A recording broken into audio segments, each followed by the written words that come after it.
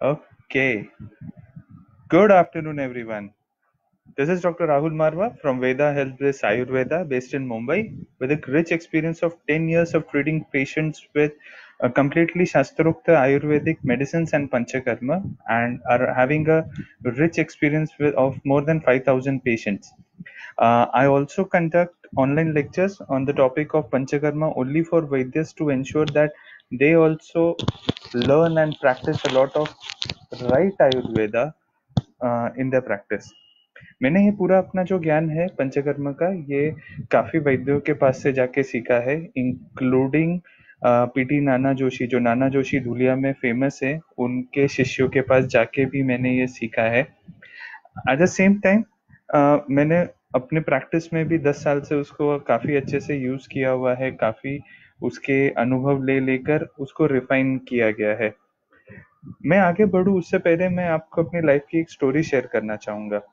ये स्टोरी मैं हर जगह शेयर करता हूँ। उसके पीछे का एक रीजन ही है कि जो भी मेरी लाइफ का एक डिफाइनिंग मोमेंट था, मैं चाहता हूँ कि आप सभी को या किसी की तो भी एक की जिंदगी का भी वो डिफाइनिंग मोमेंट बन जाए, ताकि वो भी आगे चल के आयुर्वेद की शास्त्रोक्त चिकित्सा करे या आयुर्वेद के पंचकर्म के विषय में वो उतना ही सीरियसली सोचे और उसको एक अपनी लाइफ का मोटो बनाए। तो स्टोरी इस प्रकार है कि 2001 में जब मैंने एडमिशन लिया, एडमिशन लेने के हार्डली कुछ 3 या 4 महीने बाद एक नांदेड़ में सेमिनार था, आयुर्वेद संगोष्ठी 2001 करके। वहाँ पे काफी बड़े दिग्गज लोग वहाँ पे लेक्चर्स देने के लिए आने वाले थे। उसमें से एक नाना जोशी भी थे। उनका सेटअप ऐसे था कि अंदर की तरफ में पूरा का पूरा पंचकर्म चल रहा है, और बाहर से एक एक जन करके वो क्या कर रहे हैं, पंचकर्म क्यों कर रहे हैं, उसके पीछे का सब डिटेलिंग वो हमें समझा रहे थे। ऐसे हम 2,500 के करीब लोग थे।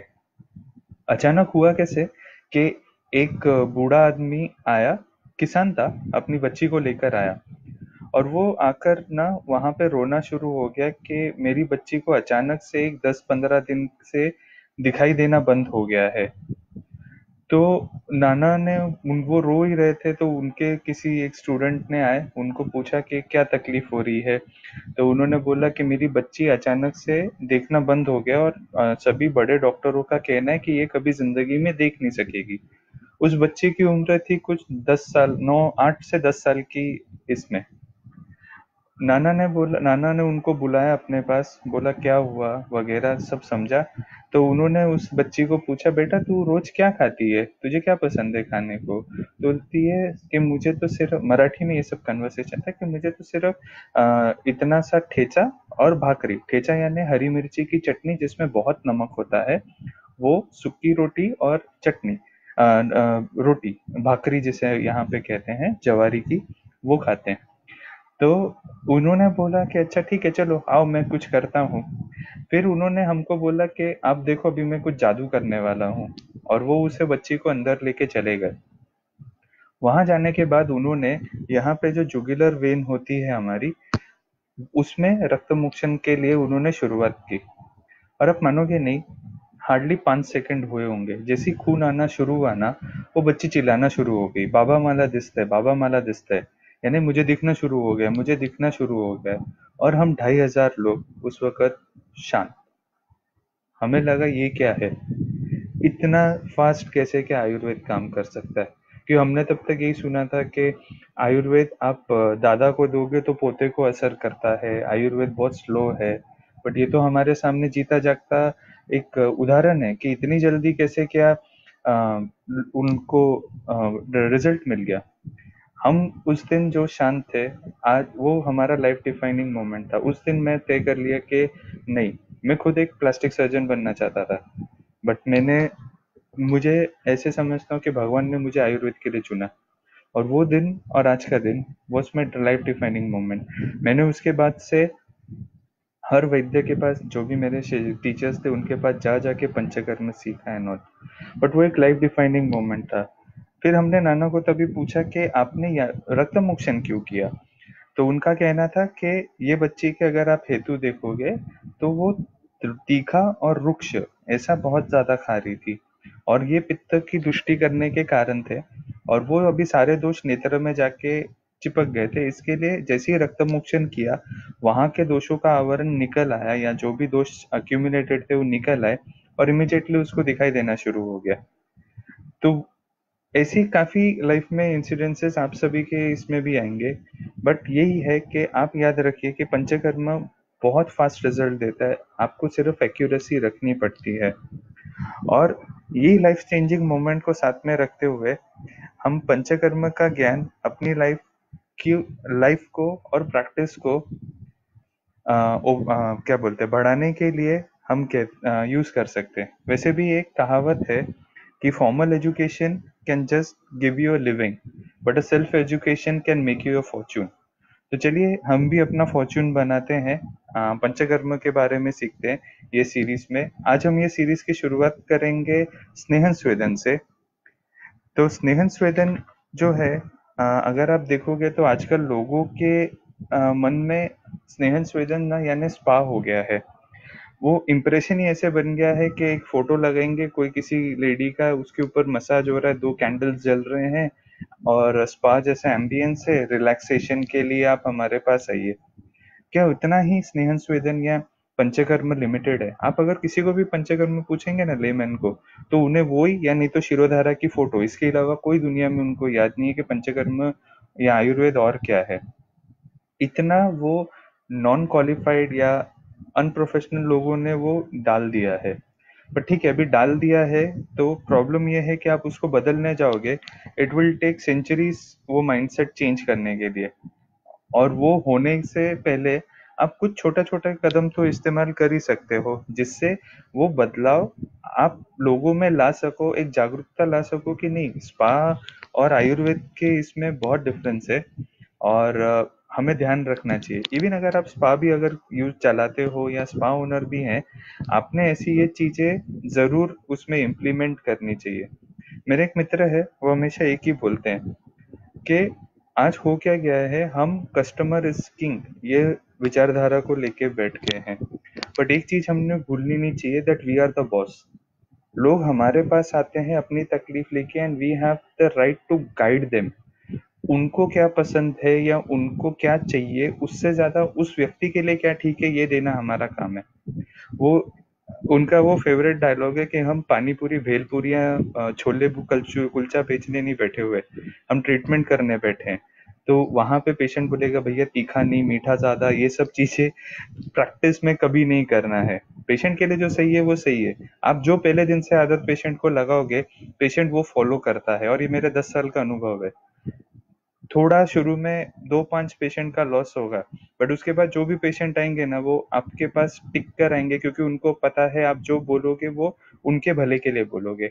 इसके लिए हमेशा पेशेंट के लिए क्या सही है वो चुनो, ना कि पेशेंट क्या मांग रहा है वो उसको देने की कोशिश करो। पेशेंट की तबीयत के लिए पंचकर्म जरूरी है तो जरूरी है, नहीं है तो बिल्कुल नहीं सजेस्ट करना है। बट अगर आप कर रहे हो तो उसका उसको बेनिफिट भी दिखाना चाहिए। और आपने भी उसको पहले प्रायर हैंड बोलना चाहिए, आप ऐसे ऐसे करोगे ये चेंजेस होंगे। इसी के लिए अगर आप स्टूडेंट हैं, तो मैक्सिमम आपकी ओपीडीज या कॉलेज की इसमें आप जरूर जाइए, क्या बोलते हैं, कॉलेज में जाइए, वहां पे जो पंचकर्म थेरेपिस्ट कर रहे होते हैं ना उनको बाहर भगाइए और आप करिए। पहले 500 पेशेंट आप करिए।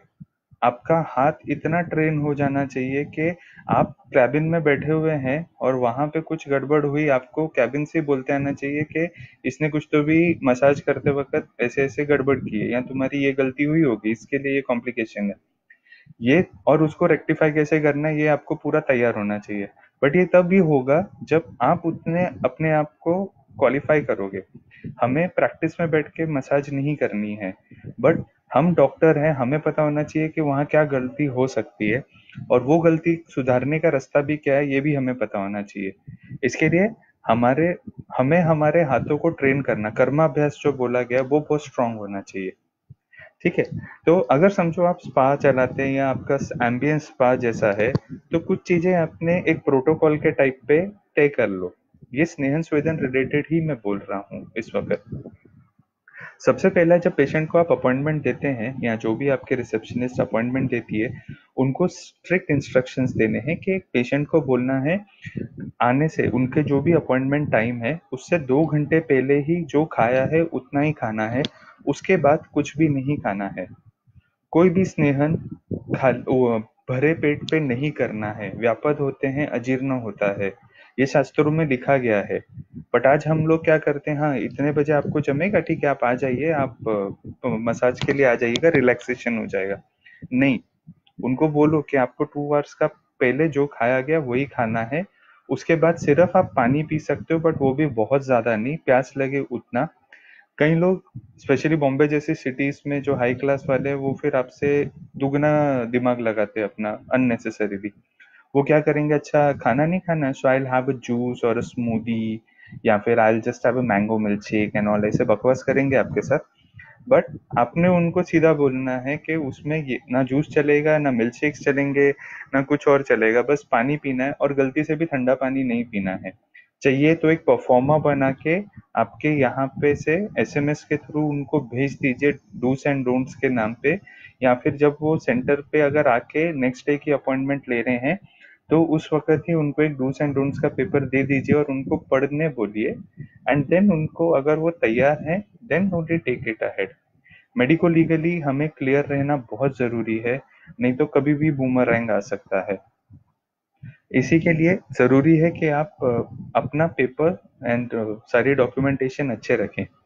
सेकेंडली, जब आप ऐसा बोलोगे ना तो उसको समझ में आएगा कि ये स्पा दूसरे स्पा से अलग है, ये कुछ तो भी मेरे अच्छे के लिए सोचता है, और नीचे शॉर्ट में आप रीजनिंग भी दे दो कि क्यों ऐसा करना है, ताकि उसके वो दिमाग पे इम्प्रिंट बने। होगा क्या, ज्यादा से ज्यादा थोड़े पेशेंट जाएंगे, बहुत नहीं कस्टमर जाते। जो कस्टमर को पता है ना आप उनका अच्छा करने के लिए ये सब बोल रहे हो, वो डेफिनेटली आपके पास ही आएगा। भले दुनिया में उसको आपसे सस्ता और आपसे क्या बोलते हैं बेहतर कोई ऑप्शन मिले, बट जब एक बार उसका विश्वास बैठ गया ना कि आप ही सही इंसान हो उसकी लाइफ के, वो आप ही के पास आएगा। भले आप फिर उससे लाखों चार्ज करो, कोई प्रॉब्लम नहीं है, बट वो आपका ही पेशेंट बनेगा। दूसरा, एक जो करना है कि जब भी वो स्पा के लिए अंदर आता है या मसाज के लिए अंदर आता है, थेरेपिस्ट को इंस्ट्रक्शंस देनी है कि एसी जहां तक हो सके आपका वेंटिलेशन एंड एवरीथिंग अच्छा है, नहीं चलना चाहिए। बाहर एक नोटिस बोर्ड लगा दो कि as per ayurvedic as per ayurveda we don't suggest any kind of ACs inside. But नहीं है तभी भी चाहिए तो 24 to 26 के इसमें ही रहना चाहिए। कई पेशेंट आपसे पूछ के जाएंगे आगे, फिर जाके थेरेपिस्ट को पूछेंगे कि सर ने एसी क्यों नहीं लगाने दे रहे, आप लगाओ कुछ नहीं होता है वगैरह। तो ऐसे टाइम पे थेरेपिस्ट को भी सिखा के रखना है कि बोलिए कि अगर आप ऐसे टाइम मतलब एसी में अगर आप स्नेहन स्वेदन करोगे, स्नेहन स्पेशली करोगे, आपकी बॉडी पूरी स्टिफ हो जाएगी, और वो स्टिफनेस फिर निकालने के लिए आपको और ज्यादा सेशन लेने पड़ेंगे। तो उन्हें वो फाइनेंशियल फियर दिखा के थोड़ा क्या बोलते हैं इसको, रोड साइड ट्रिक देके उनको वो करवाना चाहिए, ताकि फिर उनसे वो लोग उस बारे में सोचे जरूर। हाँ, और अगर तभी भी कर रहे हैं तो 24 से 26 की रेंज में आप लगाइए, इतना कोई प्रॉब्लम नहीं आता है। आप जब 21 या उसके नीचे जाते हैं तब वो बहुत तकलीफ देता है। And most of the patient complain करते हैं कि मैंने मसाज तो कराया बट कुछ फर्क नहीं पड़ा, उल्टा दर्द बढ़ गया। दैट इज बिकॉज वो एसी का वहां पे प्रादुर्भाव बहुत रहता है। और बॉम्बे जैसी जगह में क्यूबिकल्स जो है बहुत छोटे होते हैं, एंड मिनिमम आजकल 1 टन का एसी या 0.75 का एसी आता है। वो आप सोचिए उसमें इतने छोटे से एक हार्डली 70-80 स्क्वायर फीट की जगह में 1 टन का एसी, यानी वो चिलिंग फ्रीजर की तरह हो गया। तो इसके लिए कोशिश करनी है कि इसको अवॉइड करवाएं।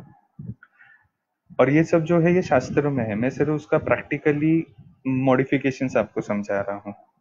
अगला है कि स्नेह संवेदन के बाद में अगर क्लाइंट चाहता है कि उसे नहाना है, तो उसे बोलना है कि आपको गुनगुने पानी से नहाना होगा, lukewarm water is ready for you. तो उसको शावर लेना जो लेना है वो लेने दीजिए, बट गर्म पानी का, और उनको स्ट्रिक्ट बोलिए। क्योंकि नेचुरोपैथी के कारण लोग कंफ्यूजन में आ जाते हैं कि नेचुरोपैथी और आयुर्वेदा सेम है, जबकि दोनों वेज अपार्ट हैं। नेचुरोपैथी में ऐसे होता है आप पहले गर्म स्टीम लो और फिर एकदम ठंडे शावर से नहा लो, जिससे आपका पसीना निकल जाएगा, वो स्वेट ग्लैंड्स बंद हो जाएंगे। बट आपको ये पता है कि अपने शास्त्र में कहा है कि ऐसे विरुद्ध कुछ करोगे तो आगे चल के कुछ तो होगा। और ये पब्लिक में आज दिखता है। आप ही सोचिए, फंगल इन्फेक्शन इतने कॉमन है कि बॉम्बे जैसी जगह में आइट्रोकेनोजोल 400, जो वंस अ वीक लेने वाली दवाई है, वो 400 की पावर बीडी डोज में डेली जा रही है, तो भी लोगों के फंगल इन्फेक्शन कवर नहीं हो रहे। और अगर आप उनकी अच्छे से हिस्ट्री लोगे ना, आपको कहीं ना कहीं ये पागलपन जरूर मिलेगा, and for a long period, specially gym वगैरह जाते हैं, या फिर वो लोग इसमें स्पास वगैरह गए, वहां गए, गर्म एकदम स्टीम लिया और फिर ठंडे पानी में जाके उन्होंने एकदम चिल्डिंग कोल्ड वाटर में जाके बात किया, ये आपको जरूर वहां पे मिलेगा रीजन। तो इसके लिए आपने आपकी तरफ से गलत नहीं करना है, इसका पूरा ध्यान रखना है आपको। उसके बाद स्नेहन स्वेदन होने के बाद में उनको कुछ पेया दे, या तो आप पांट या षडंगोदक या कुछ तो भी ऐसा ड्रिंक। कई लोग आजकल हर्बल टी के शौकीन है, तो हर्बल टी बट गर्म ही दे, ठंडा ना दे। ठीक है, हमारे इसमें कहा गया है कि स्नेहन स्वेदन के वक्त कुछ भी ठंडा ना तो स्पर्श में ना तो पीने में आना चाहिए, उसको फॉलो करना है। तो उस हिसाब से आपका प्रोटोकॉल बनाए। उसके बाद में जब वो बाहर आपका पेमेंट करके बाहर निकल रहा हो, तभी भी वो डूज एंड डोंट्स की लिस्ट में एक नीचे पॉइंट जरूर डालिए कि वापस जाते समय कार का एसी ना चलाएं, या अगर चलाएं तो वो 3 या 4 नंबर पे चलाएं, एक 1 या 2 पे चलाएं, 3 या 4 पे ना चलाएं। तो ये छोटी छोटी चीजों से आपका पेशेंट बेस बनना और आपकी ऑथेंटिसिटी बनना बहुत आसान हो जाती है। ये सभी चीजें हम करते हैं, बट कई बार हम जताते नहीं है पेशेंट को। बट आज की दुनिया में ऐसा है ना कि जब तक आप वो पर्चा उनके हाथ में ना दो ना, पेशेंट की बुद्धि में कुछ जाता नहीं है। इसके लिए कोशिश करनी है कि आप ये चीजें उनको समझाएं, उसको फॉलो करवाएं, और जो होगा आगे देखा जाए। वो कहा भी है ना कि आप अपना कर्म करो, फल की इच्छा मत करो। तो आपका कर्म क्या है कि आपने बस पेशेंट को ये समझाना है। पेशेंट आगे क्या करता है वो उसका टेंशन है, आपने अपनी तरफ से पूरा 100% डिवोटेडली एंड ऑथेंटिकली अपना काम किया, यही आपके हाथ का है। ठीक है। तो ये हुआ एक स्पा का सेक्शन। अब हम अगले इस पे आते हैं। तो स्नेह स्वेदन एज अ थेराप्यूटिक या एज अ चिकित्सा की ओर हमें कहाँ इस्तेमाल करना चाहिए। हम सभी आयुर्वेद के पेपरों में क्या कहते हैं, आयुर्वेद के पेपरों में एक बहुत अच्छा सूत्र लिखा करते थे। जब भी स्नेहन स्वेदन के बारे में कुछ 15 मार्क या बड़ा क्वेश्चन आ गया, तो फेमस सूत्र था कि आ, कोई भी ऐसी चीज, एक लकड़ी को भी अगर आप हमेशा स्नेहन स्वेदन करते रहें तो वो भी बेंड हो सकती है। वही चीज आप ये सोचिए, आप प्रैक्टिस में क्यों नहीं इस्तेमाल करते हैं। अगर आपकी बॉडी को फ्लेक्सिबल बनाना है, स्पेशली जो जिमनास्ट करते हैं या जो स्पोर्ट्स एक्टिविटी में इंटरेस्टेड हैं, आप क्यों नहीं उनको डेली स्नेहन स्वेदन को प्रवृत्त करते हैं। अब जब मैं डेली स्नेहन स्वेदन बोलता हूँ, तो इसका मतलब ये नहीं कि रोज आपके पास ही आके मसाज करा के जाए। डेली खुद से स्नेह अभ्यंग करें, डेली खुद से गर्म पानी से स्नान करें, ये भी एक स्नेहन स्वेदन ही है। पीटी नाना जोशी का एक ही खासियत है, वो पेशेंट को घर पे क्या पॉसिबल है वो उनको जरूर बताते हैं। अपने पास करो ना करो, बट घर पे जरूर करो, ये उनका एक हमेशा का पॉइंट रहा है। ओनली रीजन उनका इस चीज के लिए कि जब तक वो एक हैबिट नहीं बनेगी, एक डे टू डे एक्टिविटी नहीं बनेगी, लोग हेल्दी नहीं रहेंगे या स्वस्थ नहीं रहेंगे। आज जैसे कोरोना की सिचुएशन बाहर है, हम कुछ नहीं कर सकते। जब 100 में से 80 पेशेंट असिम्टोमेटिक है, आप सोचिए आप और मैं कैसे उसको पहचान पाएंगे कि ये मेरे बगल वाले को कोरोना है या नहीं है। तो ऐसे टाइम पे आपको इतना ध्यान रखना है, आप खुद के लिए या खुद की बॉडी के लिए क्या कर सकते हो, उसको कैसे प्रोटेक्टेड रख सकते हो, उन चीजों के बारे में आपने ज्यादा सोचना है, या उस चीजों के बारे में आपने ज्यादा काम करने हैं। और उनमें से एक यही है कि आप स्नेहन स्वेदन जरूर कर पाए। तो जब वो स्नेहन, अभी क्योंकि स्वस्थ वृत्त की बात निकली है, तो स्नेहन स्वेदन हमारी डे टू डे लाइफ का या हमारे दिनचर्या का एक बहुत इंपॉर्टेंट एस्पेक्ट है। ये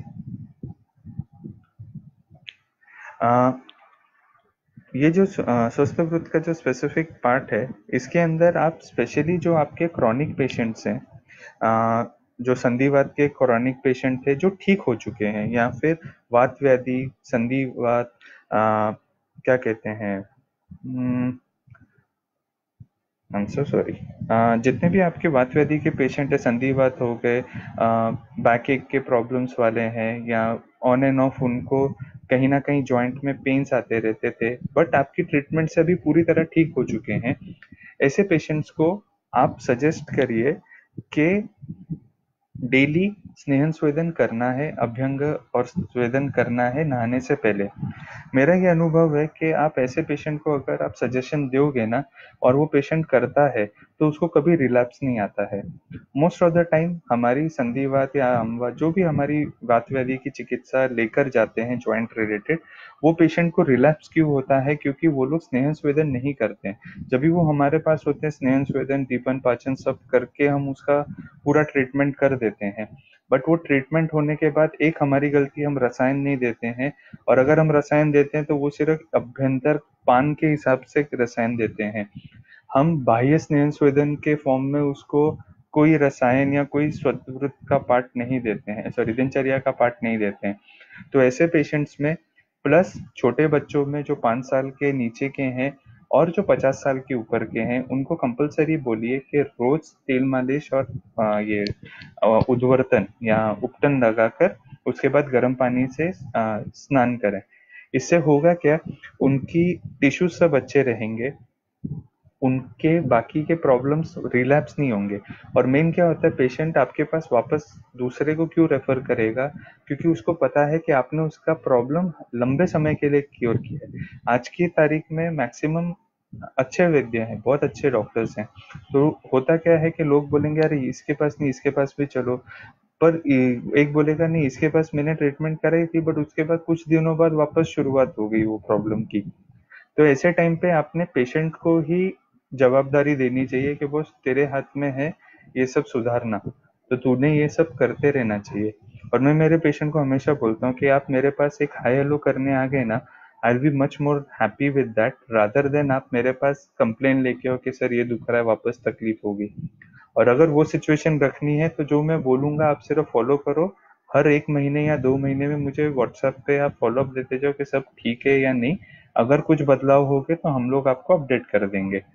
तो ऐसे कुछ पेशेंट्स भी हैं जो 2-2 3-3 साल से मैंने उनको देखा नहीं है, बट व्हाट्सएप पे हर 1-1.5 महीने में, 2 महीने में, कभी 6-6 महीने बाद भी कि सर ऑल गुड, मजे में, आप हैप्पी दिवाली, हैप्पी होली, कुछ ना कुछ करते हुए वो अपडेट देते रहते हैं।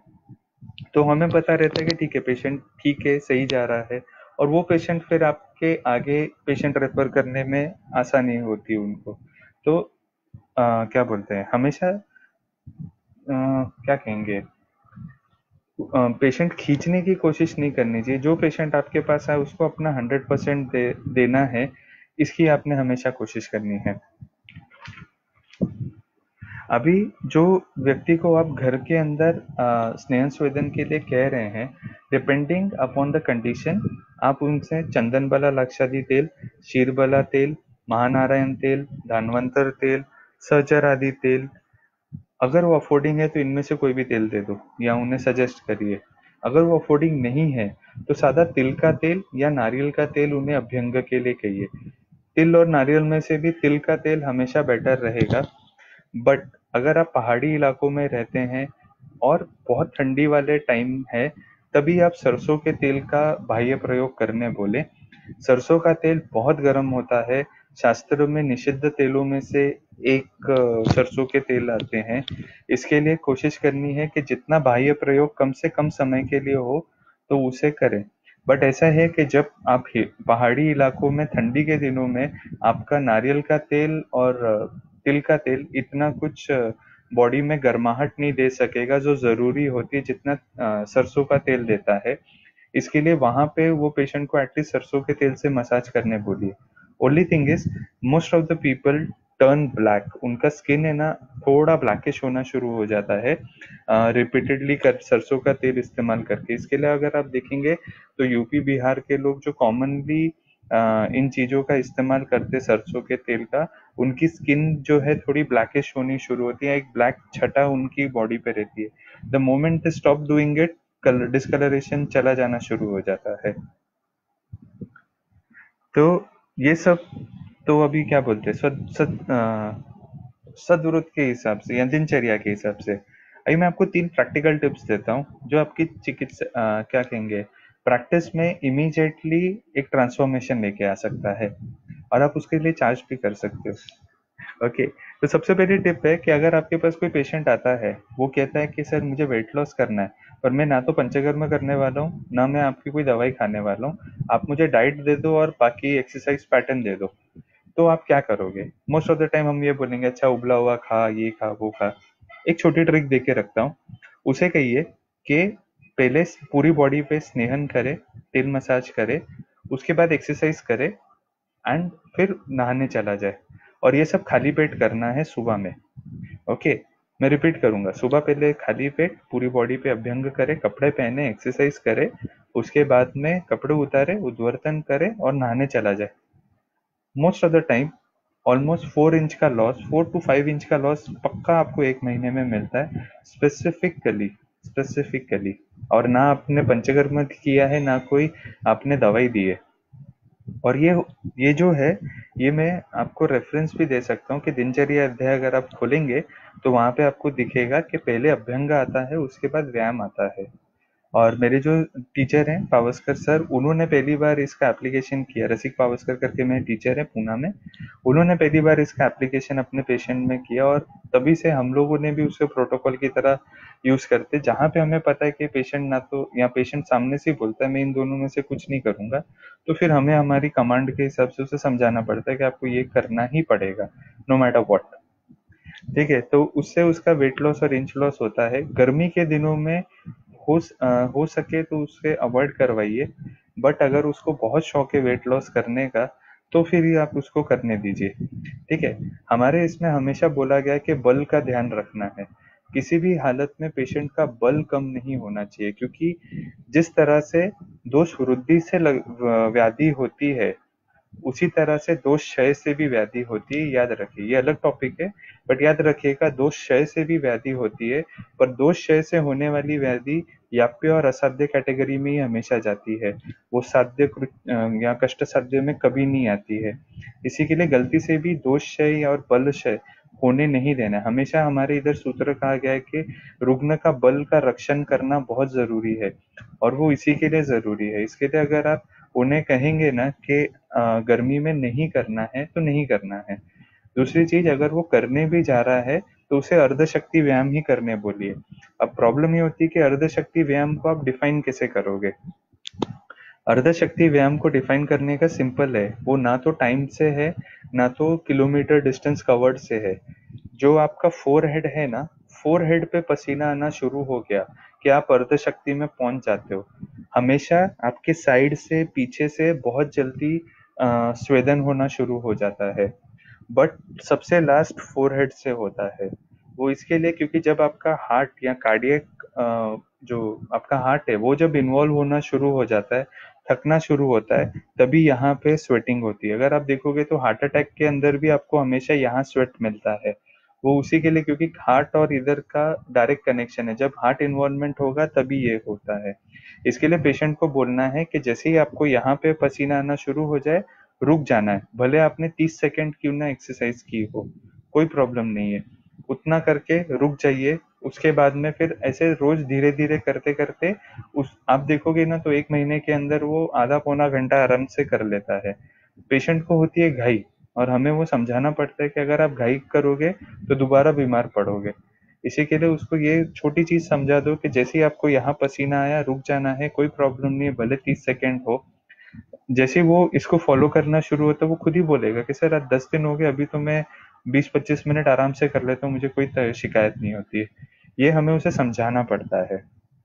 ठीक है, सेकेंड ट्रिक, जो टिप रादर मैं देना चाहूंगा, वो है कि कई पेशेंट आते हैं कि डॉक्टर मेरी ना स्किन बहुत ड्राई है, मुझे ना स्मूथ स्किन चाहिए। स्पेशली जो मॉडलिंग वगैरह करने के इच्छुक होते हैं, या फिर स्पेशली फीमेल्स जिनको स्किन एंड उसका टेक्सचर का बहुत ख्याल होता है, वो यूजुअली ये वैसलीन्स एंड बॉडी लोशन सब लगाते हैं। बट अगर वही लेडीज को आप बोलिए कि ये समझो, यूजुअली मैं चंदन वाला लक्षादी और शीर वाला ही इस्तेमाल करता हूँ, क्योंकि वो फेस पे भी आसानी से लगता है विदाउट एनी कॉम्प्लिकेशंस। तो उन्हें कहिए कि आपने पूरी इससे तेल से अभ्यंग करना है, जो आपका उपटन है या आप जो भी उपटन फॉर्म में दे रहे हैं, उसको पंचामृत, जो हम घी शर्करा मधु का जो पंचामृत बनाते हैं, उस पंचामृत में उसका घोल बनाना है एंड उससे पूरी बॉडी को मसाज करना है। राइट फ्रॉम फर्स्ट, क्या बोलते हैं, फर्स्ट एप्लीकेशन उसकी स्किन में आपको चेंजेस मिलेंगे। वो खुद से बोलेगी कि सर मेरी स्किन बहुत स्मूथ हो गई है अभी। एंड वो स्मूथनेस आप उनको 1 महीना करने बोलो तो अगले 6 महीने वो टिकती है। वो रादर फिर क्या करेंगे पता है, वो मसाज थोड़ा तो भी 5 मिनट के लिए क्यों ना हो करेंगे ही करेंगे, और ऑटोमेटिकली वो उपटन इसमें लगाएंगे। इवन वो उपटन पंचामृत में मिक्स करके उन्हें आप इंस्टेंटली भी कभी ग्लो या इंस्टेंट ग्लो वगैरह के लिए भी उन्हें आप सजेस्ट कर सकते हो। ठीक है। अब आती है तीसरी प्रैक्टिकल टिप, जो स्नेहन से ज्यादा रिलेटेड है। अ, जब हम इनकी संधिवात आमवात या वात व्याधि के पेशेंट्स की, पक्षाघात के पेशेंट्स की ट्रीटमेंट कर रहे होते हैं, उस समय हमें ट्रीटमेंट करते करते 3 चीजें ऐसे नियम उन्हें रात को करने के लिए कहना है। सबसे पहला है सिर पे तेल लगाना। तो या तो वो शिरोभ्यंग करे अगर पॉसिबिलिटी है तो, नहीं तो शिरो पीछू। अभी पीछू रखना इम्पॉसिबल है, इसके लिए क्या कहना है कि एक हार्डली 1 या 2 ml तेल लेना है, जो पीछे अपना ब्रह्मरंध्रम कहते हैं ना, वो जो भौरा जैसा एरिया है वहां पे उन्होंने तेल ऐसे मालिश करनी है for at least 10 seconds. Number one. Number two, दोनों कानों में 3 से 4 बूंद तेल डालना है। कोकोनट ऑयल भी चलेगा, इसमें कोई ऐसे ये नहीं है कि नहीं यही तेल चाहिए। घर में मिलने वाला पैराशूट तेल भी आपको चलेगा। और यही तेल उन्होंने यहाँ लगाना है, कानों में डालना है। एंड थर्ड पार्ट इज नाभि। नाभि में भी डालना है। नाभि में डालने के लिए चाहिए तो उन्हें कहिए कि एक रुई को तेल में डुबाकर वहां रख लें, या तो फिर वो जो वहां तेल पड़ा हुआ है नाभि में उसके ऊपर रुई लगा के रख दें। ये 3 पॉइंट्स इसके लिए इम्पोर्टेंट है क्योंकि ये तीनों वात के स्थान हैं। आप अगर अष्टांग हृदय सूत्र स्थान 12वां अध्याय खोलोगे तो आपको दिखेगा कि वात के जो जो स्थान है मैंने उन्हीं स्थानों पे ये रखने के लिए बोला है। और ये स्थान पे रखने से आपकी चिकित्सा की स्पीड बहुत ज्यादा बढ़ जाती है। एक चीज याद रखिए, अगर आपको एलोपैथी के साथ compete करना है ना तो आपको क्विक ट्रीटमेंट के लिए वे आउट रखने पड़ेंगे, क्योंकि उनके पास एक ही चीज है जो हमारे पास लैक है। या पब्लिक अवेयरनेस में, मैं अपनी लैक नहीं बोलूंगा, एज अ वैद्य या शास्त्र का लैक नहीं, एज अ वैद्य हमारा लैक है, या फिर लोगों की अवेयरनेस का लैक है। और वो है, लोगों को लगता है कि आयुर्वेद बहुत स्लो है। आयुर्वेद बहुत फास्ट है। ये हमारी इनकेपेबिलिटी है, कई बार हो जाती है, हमारा नॉलेज कम पड़ जाता है। शास्त्र कम नहीं पढ़ता है, हम कम पढ़ते हैं। इसके लिए आप हमेशा ट्रीटमेंट करते हुए ऐसे सोचिए कि मैं इस ट्रीटमेंट का टाइम स्पैन कैसे कम कर सकता हूँ। और उसमें से ये निकला हुआ एक ये है कि आप अगर उन्हें इन 3 पॉइंट्स पे, जो वात के मेन स्थान है वहां पे आप उन्हें क्या बोलते हैं, तेल लगाने के लिए कहेंगे, तो डेफिनेटली वात का प्रॉब्लम कम होना शुरू हो जाएगा। सेकेंडली, अगर आप चाहते हैं कि उन्हें वात व्याधि हो ही ना, या कोई आपको पता है आपके घर वाले ही हैं, मेरे को याद है मेरे दादाजी रोज सुबह नहाने के बाद ना सिर पे तेल लगाते थे, नाक में ऐसे थोड़ा तेल लगाते थे, कानों में और नाभि में लगाते थे। वही टेक्निक हम फॉलो इतना नहीं करते, पर हमें सिर पे तेल रोज लगाता हूँ, इररिस्पेक्टिव कोई कितनी भी गाली दे, कोई चंपू बोले, कोई कुछ बोले, मुझे कोई फर्क नहीं पड़ता है। बट मेरे सिर पे तेल रहता है। उसका एक ही कारण है, अगर आप देखोगे तो हमारा शरीर क्या कहा गया है कि उल्टे वृक्ष की तरह है। मूल यहाँ पे है और नीचे सारी शाखा है। ये मूल जो है, इसको पानी या खत डालने के लिए आपको तेल ही चाहिए। अगर आप देखेंगे तो साउथ इंडियंस जो हैं माने जाते हैं कि बहुत ज्यादा बुद्धिमान है या बहुत ज्यादा इंटेलिजेंट लोग हैं, और वो सबसे ज्यादा तेल सिर पे लगाते हैं। तो आप सोचो, आप अपने सर पे तेल लगाओगे, स्पेशली छोटे बच्चों के, अगर आप पेरेंट्स को बोलो कि रोज तेल लगाओ कंपलसरीली, रात को लगाओ, सुबह भले वॉश करवा दो, कोई प्रॉब्लम नहीं, शैम्पू से ना वॉश करें, बस शिकाकाई या ऐसे किसी चीज से वॉश कराएं, तो भी वो बच्चे का इंटेलिजेंस बहुत ज्यादा सुधर जाता है। तो इसके लिए वात व्याधि तो हुआ ही हुआ, आपका वात व्याधि का पेशेंट का जो टाइम स्पैन है वो बहुत जल्दी कवर अप होना शुरू हो जाता है। At the same time patient को बहुत आराम से, आसानी से ट्रीटमेंट होती है। सिर्फ एक छोटी ध्यान रखना है, अगर आपको लग रहा है कि सामता बहुत है, आम बात है और तीव्र अवस्था है, ऐसे टाइम पे ये अलाउ ना करें। सबसे पहला एक ही काम करना है कि उसका दीपन पाचन कराएं। वो दीपन पाचन करने के लिए आप उनको क्या बोलते हैं, जो भी दवाइयाँ दे रहे हैं वो सब हो गया। अंदाजन 15 दिन में आपका दीपन पाचन हो ही जाने वाला है। वो 15 दिन के अंदर आप फिर उसे कहिए कि अभी आप सर पे और ये कानों में और नाभि में ये सब करना शुरू करें। मैं आपको एक क्लासिक एग्जांपल बताऊंगा। नाभि पूरन से मेरे एक पेशेंट के बाल, यहाँ आईब्रो के बाल, वो भी एज 65, उन्होंने 1.5 साल किया, मुझे पता भी नहीं, मैंने सिर्फ उनको बोला था उनके वाद व्याधि के लिए करिए।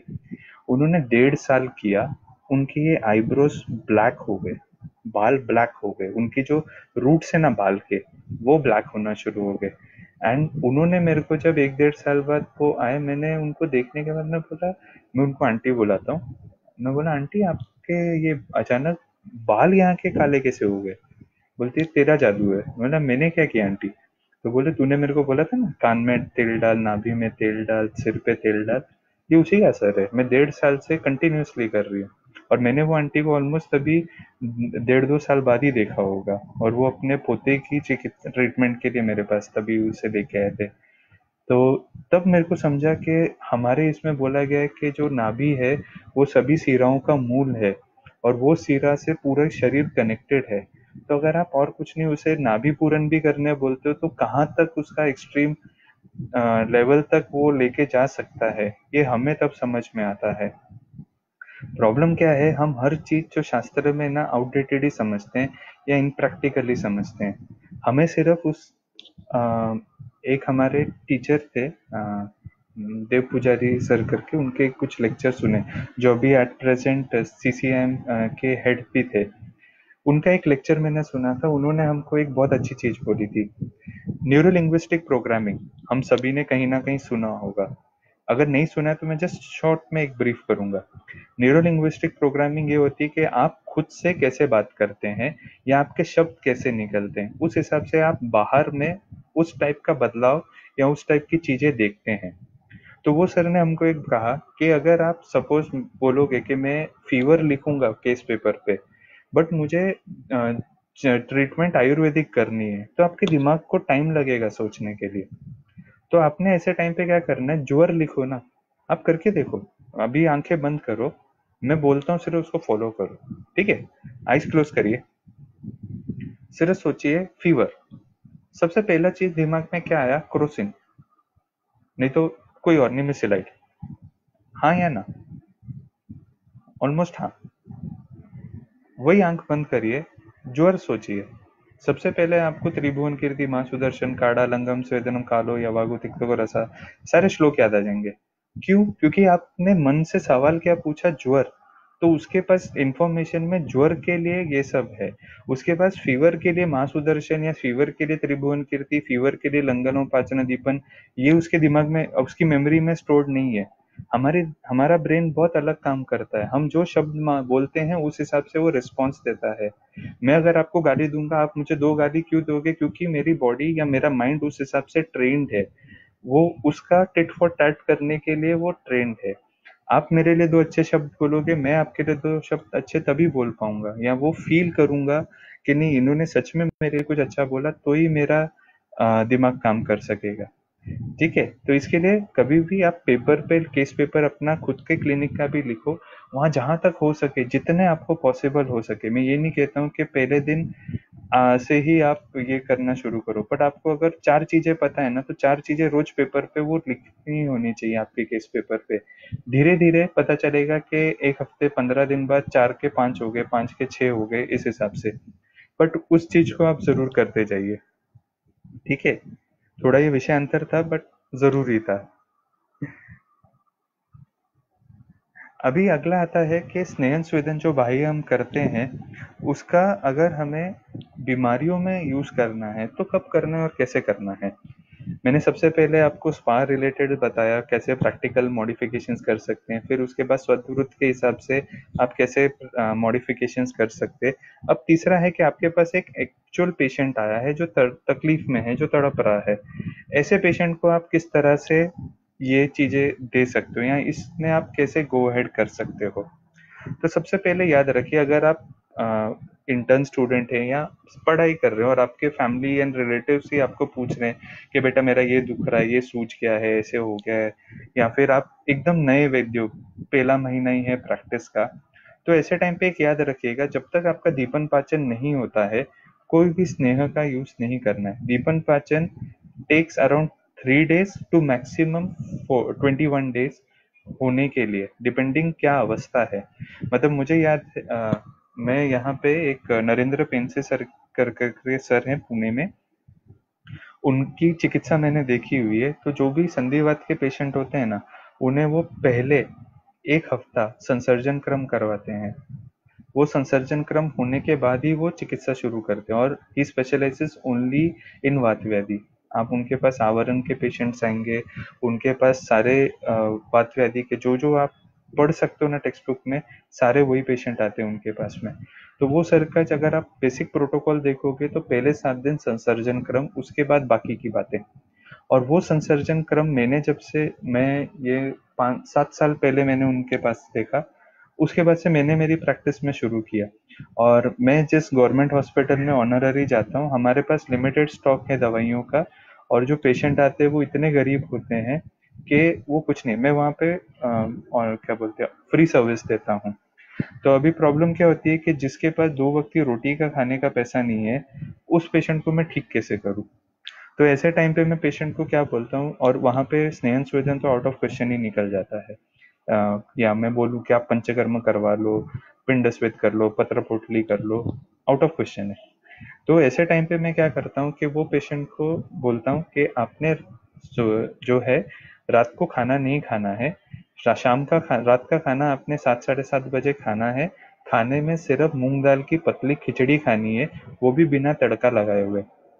उसमें सिर्फ मूंग दाल, चावल, नमक, काली मिर्च, थोड़ा सा लाल मिर्ची टेस्ट के लिए, या लहसुन अदरक टेस्ट के लिए, और अगर आप चाहो तो उसको थोड़ा घी डाल के तड़का लगा के ले लो, बट उसमें बाकी कुछ घी नहीं डालना है। तो इससे आप मानोगे नहीं, मेरे वहाँ पे ना वंस अ वीक जाता था, मैंने अभी फरवरी से बंद कर दिया है, क्योंकि यहाँ पे कोविड प्रोटोकॉल हो गया तो उसके बाद में बंद करना पड़ा है। बट वो ओपीडी में 70 पेशेंट, 70 से 100 पेशेंट होते थे वंस अ वीक की ओपीडी में, और मेरे पास 2-2.5 घंटे का होता था टाइम, उससे ज्यादा टाइम भी नहीं मिलता था। तो जब पहले स्टार्टिंग के पेशेंट थे, most of them Muslim patients थे। अब मुस्लिम पेशेंट्स को आप ये समझाना, क्योंकि उनका अगर आप लाइफस्टाइल देखोगे, वो रात को 11-12 बजे वो जो भी बेसिक काम करके हमाली मजदूरी करके आते थे, आने के बाद रात को ढेर सारा नॉनवेज ही खाते थे। अंडा हो गया, चिकन हो गया, मटन हो गया, यही उनका रेगुलर है। और डेली, मैं वंस अ वीक या कभी कभार नहीं बोल रहा हूँ, डेली।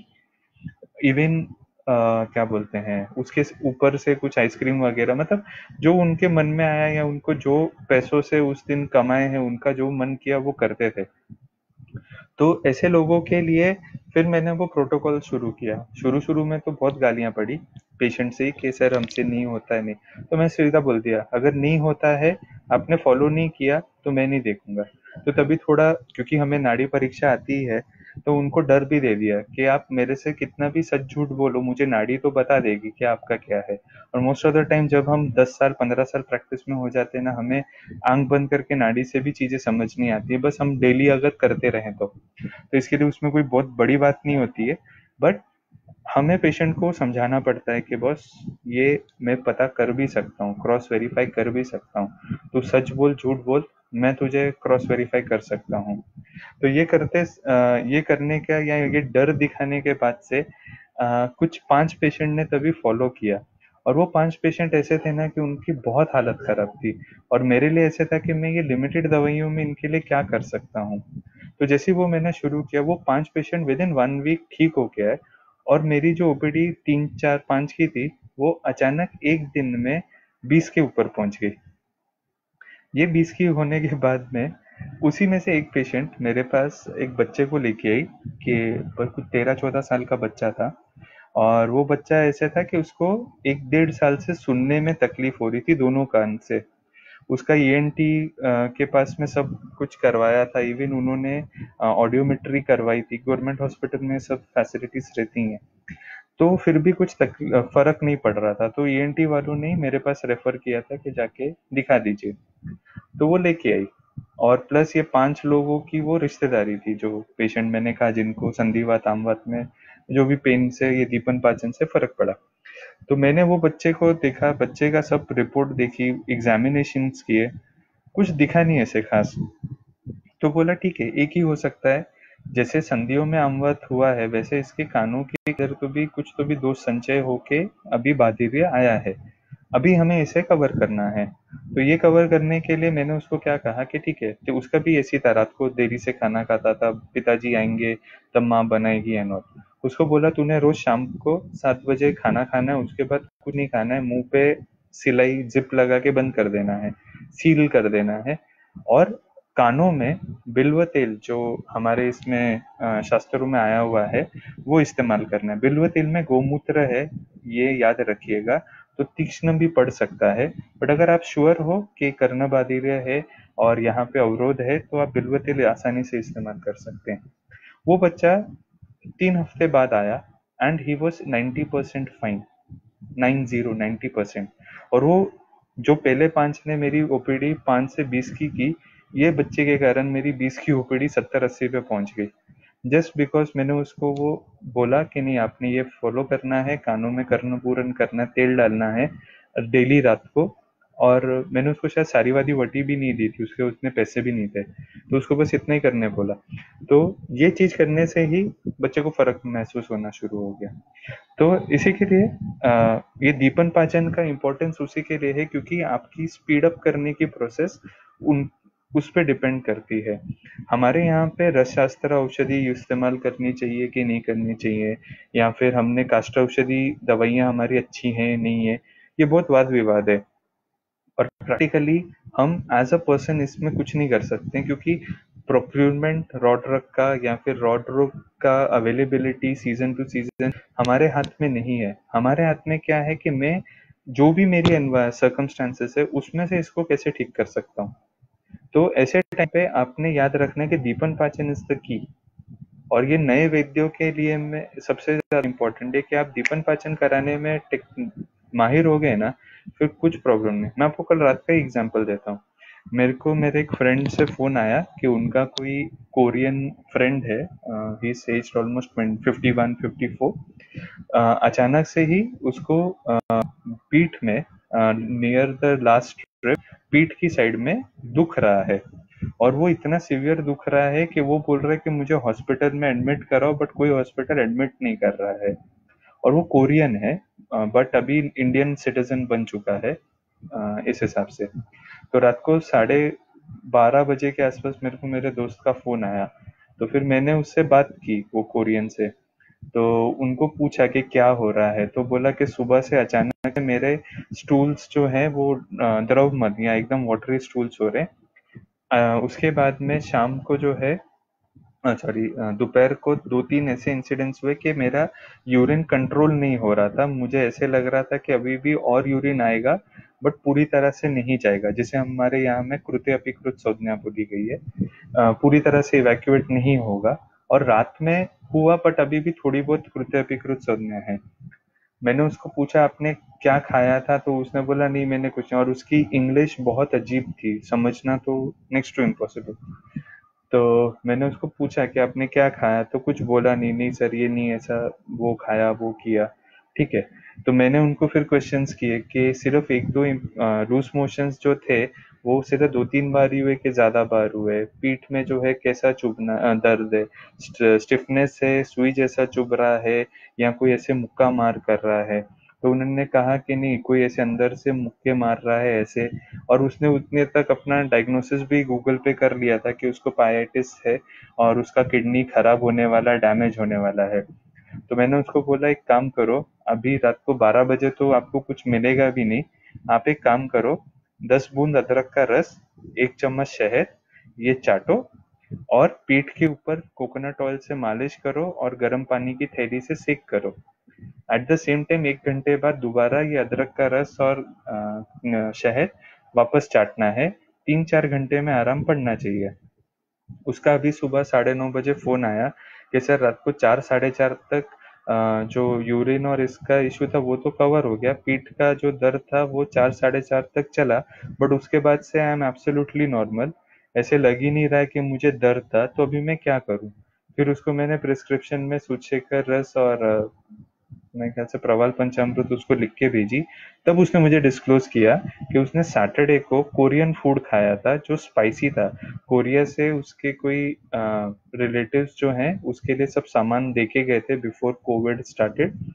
तो उसने वो स्पाइसी फूड जिसमें वो बड़ी बड़ी लाल मिर्ची और ये सब रहती है ये सब खाया था, और उसको तकलीफ हो गई। हाँ, मैंने उसे सूचेकर नहीं कामदूदा दिया था, कामदूदा और प्रवाल पंचामृत उसे दिए।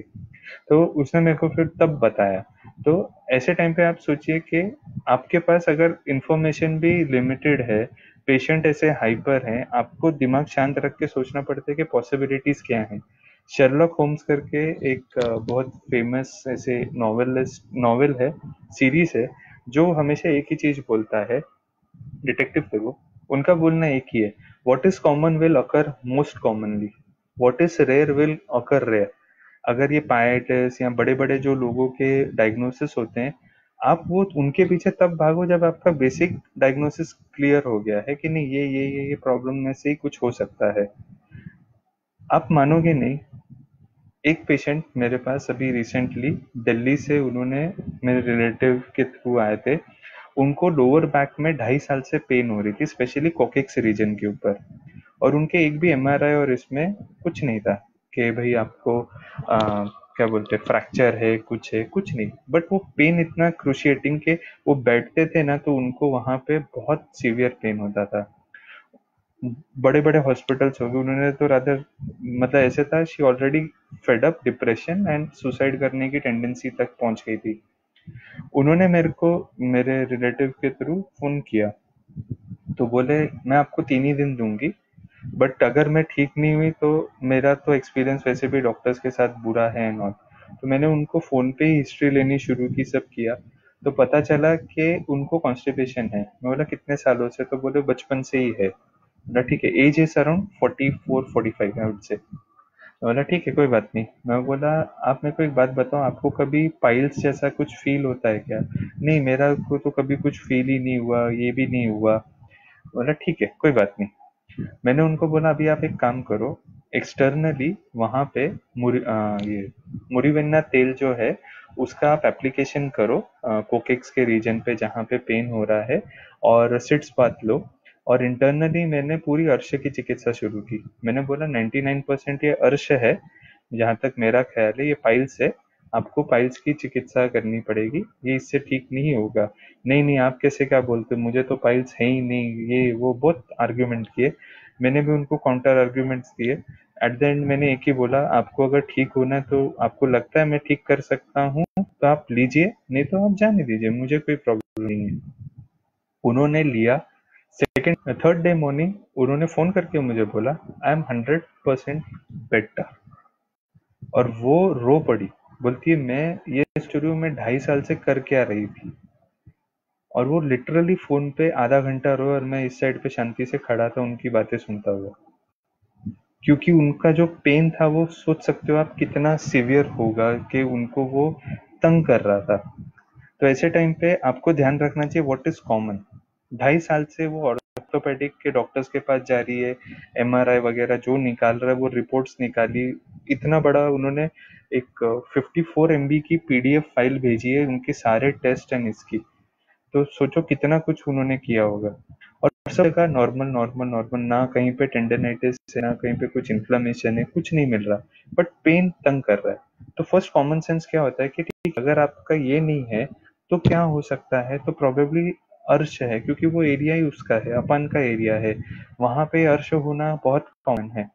तो ऐसे टाइम पे उनको वो अर्श की चिकित्सा दी गई कि ऑटोमेटिकली उनको ठीक होना शुरू हो गया। और अर्श की चिकित्सा हम सभी करते हैं, ऐसे कोई मैंने रॉकेट साइंस नहीं किया, बट डायग्नोसिस उसके ऊपर ज्यादा फोकस किया। सेकेंडली मैंने मुरीवेन्ना तेल क्यों इस्तेमाल किया, कि ठीक है अगर मेरा डायग्नोसिस गलत होता है, बट वहां पे रियली ये है इन्फ्लेमेशन है, तो फिर वो मुरीवेन्ना तेल उसका ध्यान रखेगा। मुरीवेन्ना तेल साउथ इंडिया में फ्रैक्चर्स के लिए इस्तेमाल करते हैं। कभी भी ध्यान रखिएगा, ये एक और प्रैक्टिकल टिप मैं जाते जाते देना चाहूंगा कि जब भी फ्रैक्चर होता है या एंकल स्प्रेन होता है, हमारे यहाँ पे अभी नई टेक्निक आ गई है कि आप ठंडा आइस लो और उससे उसको सेक करो। कभी भी याद रखो, जो हमारे यहाँ पे षष्ठी उपक्रम कहे गए ना, 60 क्रम, उसमें पहले जो है ना परिषेक सेक ये सब आता है। पहले आपने हमेशा गर्म तेल की धारा करनी चाहिए। इंस्टेंट पेन किल होता है विदाउट अ टैबलेट, और ये मैंने खुद पे बहुत पेशेंट पे सब पे अनुभव किया हुआ है। मेरा भी 5-4 साल पहले एक्सीडेंट हुआ था बुरी तरह से। मैंने अपने आप को उसी से ठीक किया। मैंने एलोपैथी की दवाई सिर्फ जब मैं हॉस्पिटल, वो मुझे लेके गए मेडिको लीगल के लिए, जिन्होंने मुझे ठोका था उसको और मुझे लेके गए थे, तब मैंने सिर्फ वहां पे एक पेन किलर उन्होंने जबरदस्ती खिलाई थी वो खाई। उसके अलावा मैंने उसको हाथ भी नहीं लगाया। It took proper care and everything, और वो आयुर्वेद से ही ठीक हुआ। बट वहां पे वो पहला चीज ध्यान में था कि मुरीवेन्ना तेल, मुरीवेन्ना तेल जरूरी है, क्योंकि मुरीवेन्ना तेल आपका पेन किल करने में बहुत मदद करता है। साउथ में आप जाएंगे ना, स्पेशली मैं डॉक्टर सुरेश कुमार सर करके हैं त्रिवेंद्रम में, उनके पास एक दिन के लिए थोड़ा किसी फ्रेंड को मिलने गया था, तो उनसे मुलाकात हुई थी। वहां पे कैसे होता है कि लोग आते हैं, बोलते हैं कि यहाँ दुख रहा है, मस्त वो लोग मुरीवेन्ना तेल लगाते, थोड़ा स्वेदन देते और पेशेंट मस्त निकल जाता है, पैसे भी पे करता और चला जाता है। मैं मेरी दोस्त को हंस रहा था कि यार हमारे पास ऐसे कब होगा कि लोग आएंगे, दुख रहा है प्लीज थोड़ा सा मसाज 5 मिनट करके दो, स्वेदन दो और निकल जाओ। बट हमारे यहाँ वो सिचुएशन नहीं है। रादर हमारे यहाँ लोग बोलते हैं अरे मेरी ये शर्ट अच्छी वाली है, खराब हो जाएंगी। मैंने जिस पेशेंट को देखा था ना, वो लुइस फिलिप की शर्ट पहन के आया था, बड़ी कार में आया था, and still he was very comfortable. सिर पे तेल था, उसने पीठ पे भी तेल वेल लगाया, अच्छे से मालिश वगैरह कराई और वो निकल भी गया। तो अगर आप देखोगे तो स्नेहन स्वेदन एक छोटी सी चीज भी आप अगर प्रैक्टिस में बहुत अच्छे से इस्तेमाल करो तो बहुत ज्यादा फलदायी है। एक और चीज जो रह गई अभी बोलते बोलते, कि हमने तो ये देखा कि दीपन पाचन जो चिकित्सा है, वो आपने जो नए वैद्य हैं या स्टूडेंट्स है, सॉरी ये कोई तो भी मुझे मैसेज टाइप कर रहा है।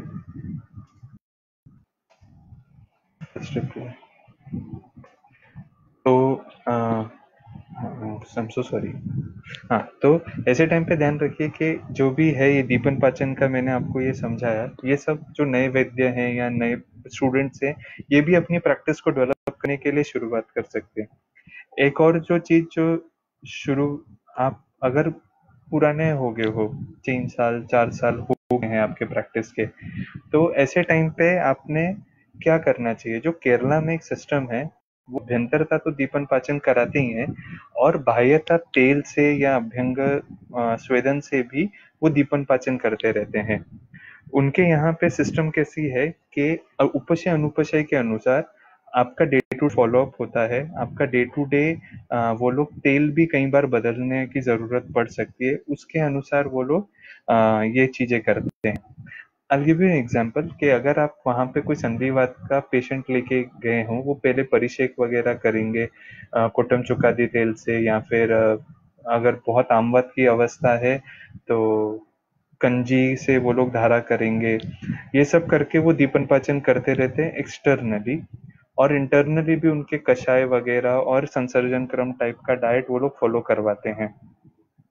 इस चीज से होता क्या है कि क्या इसका नाम है, लोगों का सॉरी, जो ये है पेशेंट का पाचन बहुत स्पीड में होता है। इसके लिए आप देखोगे उनके यहाँ के जो रिजल्ट रेशो है, जो पेशेंट का रिजल्ट आने का रेशो है, बहुत ज्यादा है, और बहुत थोड़े दिन में वो लोग करते हैं। 14 डेज, 21 डेज, 28 डेज, ऐसे उनके वो प्लानिंग रहती है। वो वहां पे आपके एक्सटर्नल कर्मों के थ्रू भी, और खाने में वो बहुत स्ट्रिक्ट संसर्जन क्रम देते हैं। मतलब मैंने उनका आईपीडी लेवल के ऊपर मैंने देखा हुआ है 1 हफ्ते के लिए, तो वो बहुत स्ट्रिक्ट था। मतलब वो देखने के बाद ही मैं बोला यार अगर आईपीडी होनी चाहिए तो ऐसे इनसे फॉलो करवाएंगे तो ही जल्दी काम होना चाहिए। तो ये इस तरह से ये स्नेहन स्वेदन के बारे में हमने थोड़ा प्रैक्टिकल अप्रोच रखा है। बहुत कुछ है, जाते जाते एक लास्ट पॉइंट में हाईलाइट करना चाहूंगा एक 10 मिनट के अंदर, ताकि आप सोच सके कि स्नेहन एज अ सिंगल चिकित्सा आप कैसे इस्तेमाल कर सकते हो। आजकल बॉम्बे जैसी जगहों में ना फैड है कि डॉक्टर मैं ना डेली सुबह कोकोनट ऑयल लेती हूँ बिकॉज इट्स टू हेल्दी। और ये सब आया कहाँ से है, तो जो अमेरिका में एक आया कि कोकोनट ऑयल पीने से आपका अल्जाइमर्स का प्रॉब्लम सॉल्व हो जाता है, अल्जाइमर्स नहीं होता है। ये वहां से आया, और उस कारण से जो हमारा 100 रुपए लीटर मिलने वाला इंडिया में कोकोनट ऑयल था, आज 1000 रुपए लीटर या 600 रुपए के नीचे तो कोई कोकोनट ऑयल आजकल एडिबल मिलते ही नहीं है। और ये हो गया क्योंकि आप सोचो फॉरेन में आयुर्वेद का क्रेज क्यों आया सबसे पहला, क्योंकि उन लोगों के पास में कभी स्नेहन स्वेदन करने की कोई टेक्निक या सिस्टम ही नहीं था। आप अगर देखो तो केरला के लोग ही वहां पे जाके बहुत ज्यादा क्यों हैं सक्सेसफुल, जो केरला बेस्ड ऑर्गेनाइजेशन है वही ज्यादा वहाँ चिकित्सा में क्यों है, क्योंकि वो जो स्नेहन स्वेदन कराते हैं ना उससे बॉडी को बहुत अच्छा लगता है। एंड ये जो स्नेह है ये आपके हर धातु का पोषण करता है। इतना याद रखिए हर धातु स्नेह के अधीन है। ये श्लोक मेरे ख्याल से ना शारीर क्रिया सेक्शन में कहीं तो भी आता है, शारीर सेक्शन में वाग्भट के है। ये हर धातु को स्नेह चाहिए, वो अपना स्नेह मेंटेन रखना चाहता है। जो आज हम लोग माइटोकॉन्ड्रिया के अंदर वो देखते हैं ना कि ये प्लाज्मा है, ये ऐसा XYZ है, वो जो स्नेह है वो हमारे शास्त्रों में पहले से ही बताया गया कि ये स्नेह चाहिए फॉर अ धातु टू स्टे अलाइव और टू फंक्शन एप्टली। और वो तभी पॉसिबल है जब हम उसको स्नेह देंगे।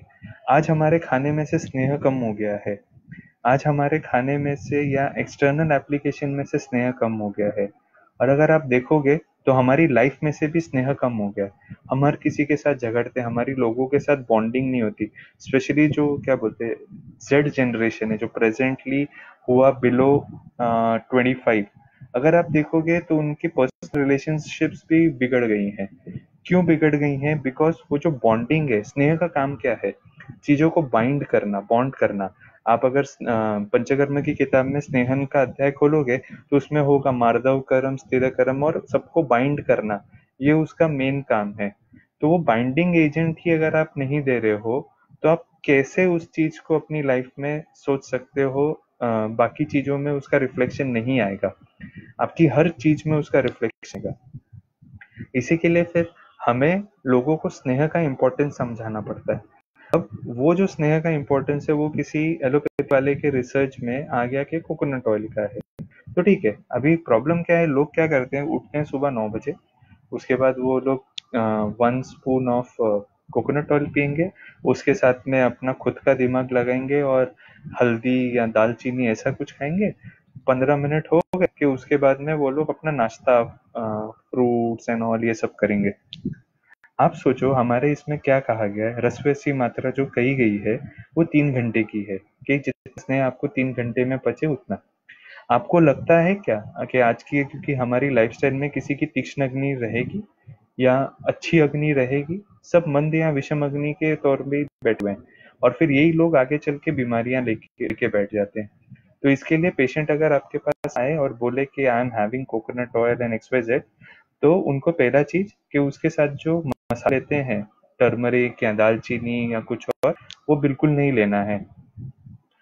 मैं मेरे पेशेंट को एक डायलॉग हमेशा बोलता हूँ, मसाले को मसाले का इम्पोर्टेंस दो, use spice as a spice, don't abuse it.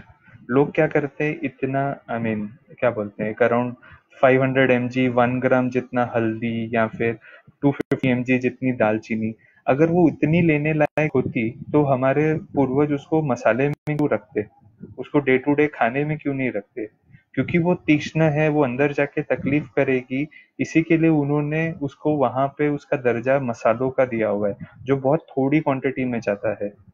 पूरे घर में दिन भर में आप 1 चम्मच भर गया 4 ग्राम जितना आप हल्दी खाते हो, कम से कम आपके घर में समझो 4 या 5 लोग भी हुए, आप डिवाइडेड इसमें वो खाते हो। आप वही सोचो, आप आपका वो 4 ग्राम तो खा ही रहे हो, प्लस ये एडिशनल 1 ग्राम ले रहे हो, क्यों? क्योंकि haldi is known to be anti inflammatory and XYZ, या स्किन के लिए अच्छी है, ग्लो आता है, ऐसा नहीं है। वो मसाला है या स्पाइस है उसको वो स्पाइस का दर्जा देकर ही रखना है। ठीक है। तो ऐसे टाइम पे पेशेंट को बोलना अगर आपको नारियल दूध पीना है तो आप सुबह जल्दी उठो 7 o'clock 6 o'clock या 7 o'clock को आप पियो तभी, या जो भी कैप्सूल खाते हैं जैसे भी खाते हैं उस समय लो। उसके बाद नेक्स्ट 2 आवर्स तक कुछ खाना नहीं है, बिल्कुल नहीं खाना है। ठीक है। वो इसके लिए नहीं खाना है क्योंकि हमें उसका पचन होने देना पड़ता है। और वो बोलेगा ना कि डॉक्टर के अगर मैं अगर नहीं करूँ तो सीधा उनको कहिए कि आपका कोलेस्ट्रॉल बढ़ेगा। आप जानते हो कोलेस्ट्रॉल क्यों बढ़ता है स्नेह लेने के बाद? क्योंकि आप उसको इमीडिएटली खा उसके ऊपर खाना खाते हो और वो तो तकलीफ दे रहा है। सेकंड, अगर आप उसको फ्राइड फूड में फिर मिठाई के इसमें आप बहुत ज्यादा तेल डालते हो जरूरत से ज्यादा, तो वो तकलीफ देता है। पर अच्छा या कच्चा स्नेह, ना तेल हो घी हो, अगर ये कच्चे फॉर्म में आप खाते हो तो तकलीफ नहीं देता है। इसके लिए उन्हें कहना है कि सुबह में आपने 7 o'clock को अगर तेल पिया है, अगले 2 घंटे अगर आपको लगता है थोड़ा मोटू है या ज्यादा उसकी हेल्थ इश्यूज हैं तो उसको 4 घंटे कुछ नहीं खाना है, ऐसे सीधा बोल दो कुछ नहीं होता है। पेशेंट आपको फॉलो करते हैं, अगर आप उतना कन्विंसिंगली उसको समझा पाए कि क्यों नहीं खाना है तो उसको सीधा बोल दीजिए कि आपने नहीं खाना है, 2 या 4 घंटे वो नहीं खाना है। उसके बाद जब भूख लगे तब आप सीधा खाना खा लो। होता क्या है, लोग 9 बजे अगर लेंगे और 2 घंटे 11 बजे नाश्ता करेंगे तो उनका लंच 3-4 बजे होगा। हमारे यहाँ पे खाना खाने का टाइम क्या कहा गया है, तो वो है मध्य दोपहर का समय। Ideally it comes down from 11 o'clock to 1 o'clock, जहाँ पे अग्नि बहुत स्ट्रांग होती है। तो अगर आप उतना भी करवाओगे ना पेशेंट से तो पेशेंट का स्नेहन अच्छे से होगा, कोलेस्ट्रॉल का प्रॉब्लम नहीं होगा, एंड थर्डली उसकी बीमारियां या उसको बीमारी होने के चांसेस कम हो जाएंगे। स्पेशली जो आईटी इंडस्ट्रीज वाले हैं, जो कंसल्टेशन के काम करते हैं, या फिर इन लोगों का रोजी रोटी उनका दिमाग है, जैसे डॉक्टर्स हो गए, लॉयर्स हो गए, सीए प्रोफेशनल्स हो गए, इन सभी का सभी बुद्धिजीवियों का जो अन्न है वो सारा स्नेह है। अब इसका रेफरेंस भी शास्त्रों में है, मेरे को भी एकदम क्लिक नहीं होगा बट मैं ख्याल से स्नेह अध्याय में है। बट प्रैक्टिकल एक उसका बता के रखता हूँ कि जो ब्रेन है वहां पे ब्लड ब्रेन बैरियर है, उसमें खून नहीं जाता है, उसमें सिर्फ ग्लूकोज जाता है। एंड स्नेह में ग्लूकोज सबसे ज्यादा मिलता है ब्रेन को। इसके लिए जब भी आप डिप्रेस्ड होते हो, मूड ऑफ होता है, तो कुछ चटपटा तला हुआ या फिर चॉकलेट्स हैवी टू ईट ऐसी चीजों का ही आपको क्रेविंग होती है। और वो क्रेविंग उसी कारण से होती है क्योंकि ब्रेन को वो इंस्टेंट ग्लूकोज चाहिए और इन चीजों से वो मिलती है। तो इसके लिए ऐसे लोगों को जिनका बेसिक प्रोफेशन या जिनका दिमाग ही उनका क्या बोलते हैं इम्पोर्टेंट है रोजी रोटी के लिए, ऐसे लोगों को आप जरूर ये करवाइए स्नेह लेने के लिए।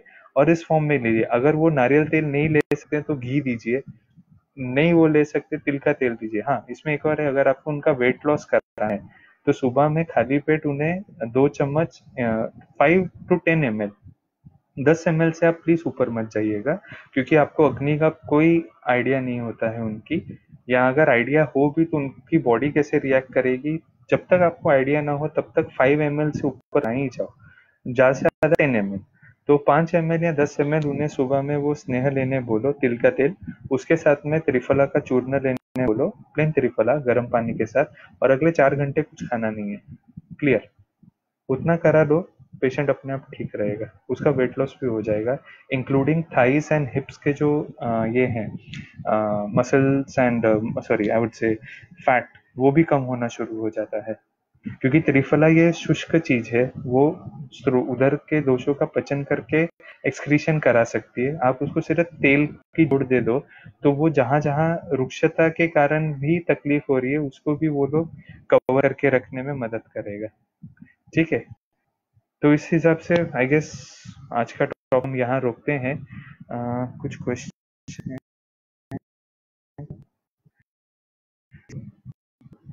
प्रवीण जी पूछा है कि सर अर्श में क्या चिकित्सा दी? आप सुनोगे तो हंसोगे। प्रवाल पंचामृत और तक्रारिष्ट नंबर 2 जो अर्श की इसके लिए आया हुआ है। तक्रारिष्ट नंबर 1 गृहिणी के लिए है, वो मैं हमेशा जब पेनफुल पाइल्स या पाइल्स का अटैक खत्म हो जाता है उसके बाद में मैं इस्तेमाल करता हूँ। बट अदरवाइज अर्श का शूल हो रहा है, सरक्त अर्श भी है, तो भी मैं तकरारिश नंबर 1 इस्तेमाल करता हूँ। हाँ, इतना है अगर तो उस हिसाब से मैं उसके जो दवाइयाँ हैं वो उस हिसाब से देता हूँ, या फिर जो ये है तकरारिस्ट है, क्योंकि आसव योनि है तो तीक्ष्ण हो, उसके पानी में डाइल्यूट के लेने बोलता हूँ। डॉक्टर संजीव का क्वेश्चन है, what specific diet schedule are you giving to your patient during स्नेहन कर्म? तो बेसिकली उनको ये रहता है कि सुबह में जो है अगर स्नेहन में करवा रहा हूँ, ideally I prefer morning time या फिर इवनिंग टाइम। इवनिंग में भी अराउंड 4 to 7 o'clock के बीच में ही, और अगर मॉर्निंग हो रहा है तो सुबह 6 से लेके 10 बजे तक के पीरियड में मैं प्रेफर करता हूँ। अनलेस एंड अनटिल एक हाउस पे उनका वो शेड्यूल बिगड़ा हुआ है, तब तक मैं दोपहर के टाइम पे नहीं लेता हूँ। 12 बजे में 99% अवॉइड करता हूँ। हाँ, बहुत कुछ सिस्टम गड़बड़ हो रहा है, टाइम नहीं जम रहा है या पेशेंट का ही टाइम नहीं जम रहा है, तो उस वक्त मैं जरूर कराता हूँ। हाँ, पर एक रहता है, मैं एक और चीज बोलना भूल गया, कि जब मैं सर्वांग स्वेदन देता हूँ, उस वक्त मैं स्टाफ को एक कंपलसरी एडवाइस दे सकता हूँ। कुछ भी हो जाए, पेशेंट को यहाँ पे पसीना आना शुरू हो गया, भले 1 मिनट में आ जाए, गैस बंद कर देनी है और पेशेंट को बाहर निकालना है। पेशेंट ने चीज की तो उसके स्वेदन के पैसे उसको वापस, बट उसको उससे ज्यादा स्वेदन नहीं लेना है। रीजन मैं आपको पहले भी बता चुका हूँ। बट होता क्या है, जो मूर्छा आती है या ज्यादा स्वेदन होने के कारण तकलीफें या कॉम्प्लिकेशंस आते हैं, वो इसी के लिए आते हैं क्योंकि पेशेंट स्टाफ को बोलता है, अरे अभी तो 1 ही मिनट हुआ है, अभी तो अच्छा लग रहा है, और करो और करो। हमें वहां पे अपना फुट डाउन रखना पड़ता है कि बस नहीं होगा, इतना ही सर ने बोला है, मेरे को स्ट्रिक्ट इंस्ट्रक्शन है। तो उसके कारण उसको यहाँ पे पसीना आया कि स्वेदन रोक देना है। सेकेंडली, डाइट के फॉर्म में मैं उन्हें रोटी सब्जी दाल चावल इतना ही खाने देता हूँ। उनको स्ट्रिक्ट बोला होता है कि पिज्जा पास्ता बर्गर चाइनीज या ये सब ये आप ये ट्रीटमेंट होने के 10 दिन बाद ही रखोगे। और अगर अगर पेशेंट बोलता है मुझसे नहीं होगा, तो मैं पंचकर्म नहीं करता हूँ। मैं बहुत स्ट्रिक्ट रहता हूँ, ओनली रीजन बिंग कि अगर उनको अपने हिसाब से ना ढालूं ना, तो मैं मुश्किल में पड़ जाऊंगा। कल को कॉम्प्लिकेशन होगा, मैं संभाल नहीं पाऊंगा और मेरी प्रैक्टिस खराब हो जाएगी। तो इसके लिए बीच में तो ऐसे हो गया था, एक 6 महीने के लिए पेशेंट ही नहीं थे, क्योंकि कोई फॉलो ही करने को तैयार नहीं था। फिर वो वापस दोबारा सब आ गया कि हाँ, क्योंकि मैं जैसे पीछा मैं संसर्जन क्रम सब फॉलो करवाना शुरू किया और अचानक ही चिकित्सा पेशेंट ही खत्म हो गए करने के लिए, सब शमन पे ही चालू हो गए। बट फिर उसके बाद दोबारा ये सारा सिस्टम सुधर गया और अभी रेगुलरली होता रहता है। तो इसके लिए डाइट के ऊपर फोकस करो, ब्रेड पिज्जा पास्ता नहीं। आइडियली 2 मील डाइट, उनको बोलो कि आप 11 साढ़े 11 खाना खाना है, शाम का खाना 7 बजे खा लेना है। बीच में दोपहर को भूख लगे तो आप थोड़ा ऐसे उपमा पोहा नीर डोसा रवा डोसा ऐसे कुछ खा सकते हो, और खाली पेट ही स्नेह स्वेदन के लिए आना है। अगर वो आपके पास में 4 बजे आ रहे हैं तो 12 1 बजे जो उनका लंच हो गया उसके बाद कुछ खाना नहीं है। हाँ, अगर बहुत भूख लगी है तो आपके पास आने से आधा घंटा पहले यहाँ पे राजगिरे की चिक्की मिलती है, यहाँ राजगिरे का लड्डू मिलता है, वो एक लड्डू खाने की अलाउड है, इससे ज्यादा नहीं। अगर वो नहीं मिलता है तो यहाँ पे कुरमुरा करके कहते हैं, जो पफ्ड राइस होता है वो, और थोड़ी सेब सेब ममरा करके, तो एक 50 ग्राम्स का पैकेट आता है, उनको वो आधा खाने को ही बोलता हूँ। ठीक है, ओके। तो I guess will stop here. कल का हमारा सेशन रहेगा, that will be on panchak allied upakarma, जिसमें शिरोधारा पत्रपोटली अभ्यंग बोलता हूँ, जी चेल वगैरह, ये सब के बारे में हम कवर करेंगे। कल का सेशन 11 बजे होगा। ठीक है, सो तब तक के लिए bye bye, see you and thank you very much.